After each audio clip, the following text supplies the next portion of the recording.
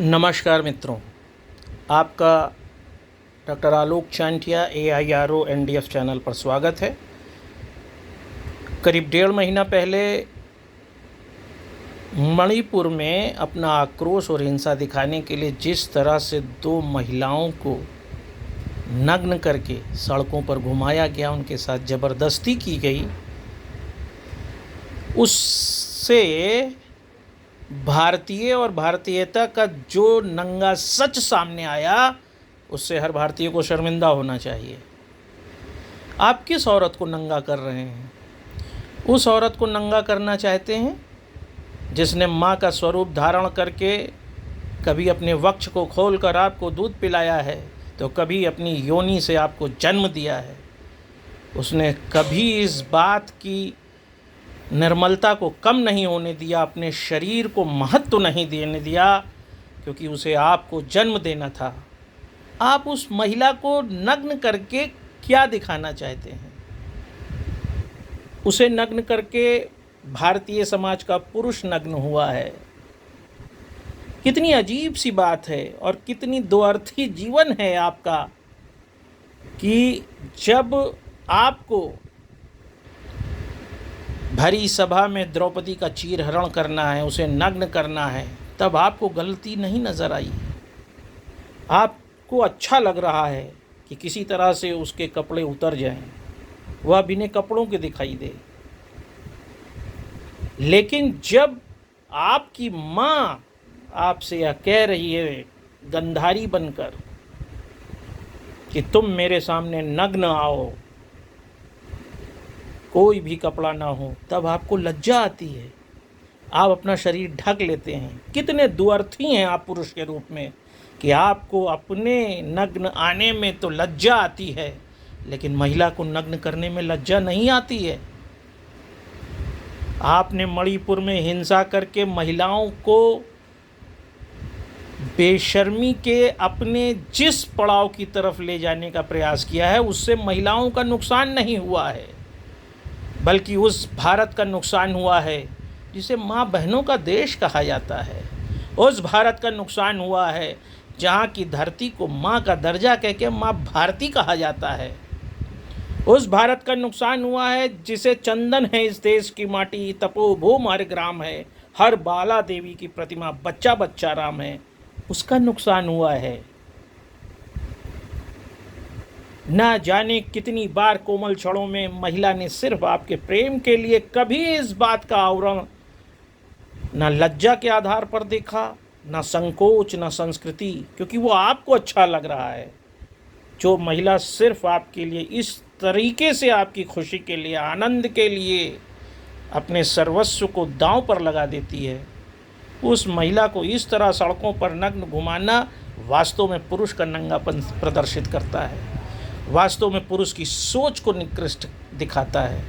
और यह दिखाता है कि आज भी पुरुष की नज़र में वह तो संस्कृति विहीन के रूप में खड़ा है, लेकिन वह जानता है कि नारी में आज भी संस्कृति शेष बची है। आज भी उसकी आंखों में पानी है, आज भी उसकी आंखों में लज्जा है, संकोच है। इसीलिए जब किसी पुरुष ने उसको निर्वस्त्र किया, नग्न किया, तो यही सोच रखी, क्योंकि आपको पता है कि आज भी संस्कृति की धुरी नारी के चारों ओर घूम रही है।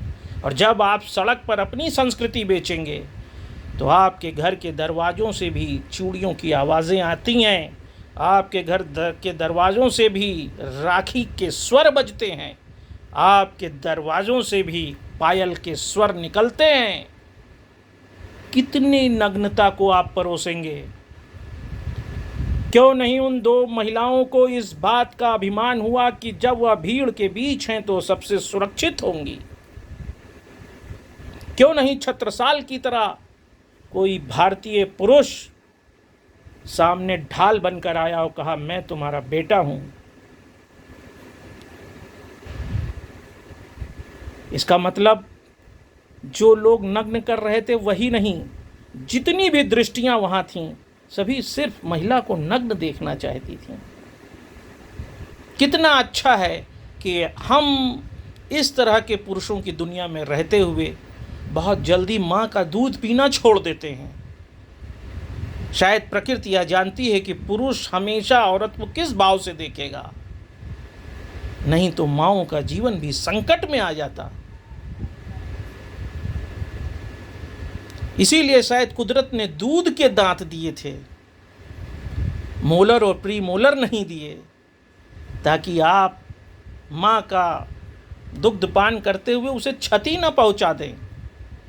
क्योंकि आपकी तो सुषुप्ता अवस्था में जो भावनाएं पल्लवित हो रही हैं वह तो मणिपुर की सड़कों पर दिखाई दे रही हैं।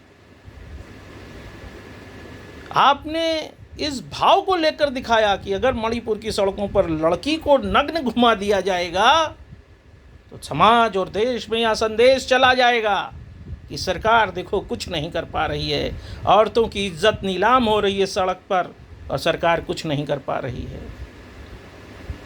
ऐसा करके आपने सरकार को बदनाम नहीं किया, ना सरकार पर उंगली उठाई, बल्कि अपने को बदनाम किया, अपने चरित्र पर उंगली उठाई आपने। और ऐसे लोगों को बीच चौराहे पर सजा दी जानी चाहिए।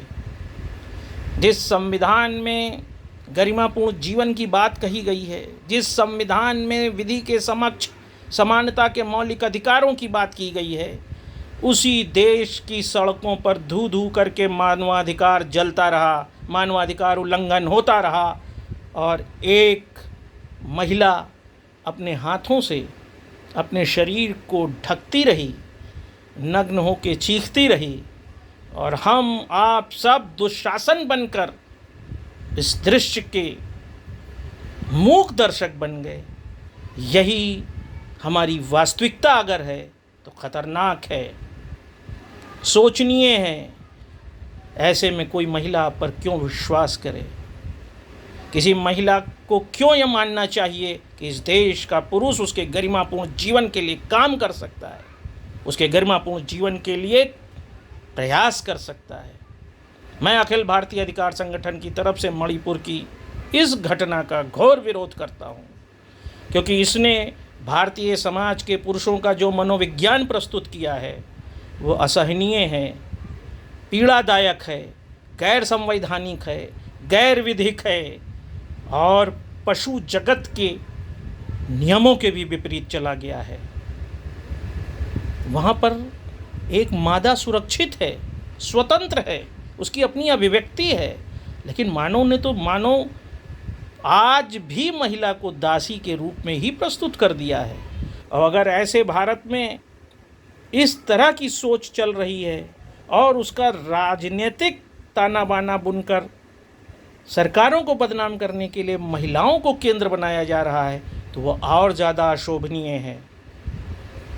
राजनीति एक अलग विषय वस्तु है, संस्कृति एक अलग विषय वस्तु है और हमारी सभ्यता एक अलग विषय वस्तु है। हमारी सभ्यता है कि जो भी याज्ञवल्क्य की स्मृति में याज्ञवल्क्य कहते हैं कि जो भी स्त्री सामने है उसे माँ तुल्य माने, उसे मिट्टी के ढेले की तरह देखें, उसके प्रति इस तरह की भावनाओं का उत्पन्न ना करें।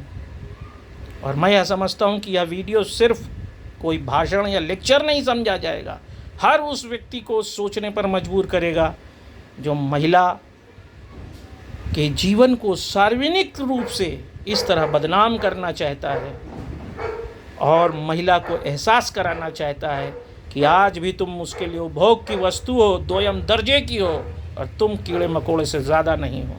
ऐसे हर गैर संवैधानिक कार्यों का विरोध होना चाहिए, सभी भारतीयों को इस पर आवाज़ उठानी चाहिए और ऐसे लोगों को दंडित किया जाना चाहिए। यह बात दूर तक जानी चाहिए, यह वीडियो दूर तक जाना चाहिए ताकि सो रहे भारतीय जागृत हों, सुसुप्ता अवस्था से बाहर निकलें, क्योंकि यह मुद्दा आपके घरों की पायल, चूड़ी, राखी सब से होकर गुजरता है, जो आने वाले समय की दस्तक दे रहा है। अगर महिला अपनी स्वतंत्रता के साथ हंस नहीं सकती, मुस्कुरा नहीं सकती, जी नहीं सकती और आज भी वह गुलाम के रूप में प्रस्तुत है, तो यह अक्षम्य अपराध होना चाहिए। मेरा ये विचार है कि आप सब लोग इस पर विचार करेंगे और आने वाले समय पर इस पर गंभीरतापूर्वक कार्य करेंगे, संविधान के अनुरूप महिलाओं के सम्मान के लिए काम करेंगे।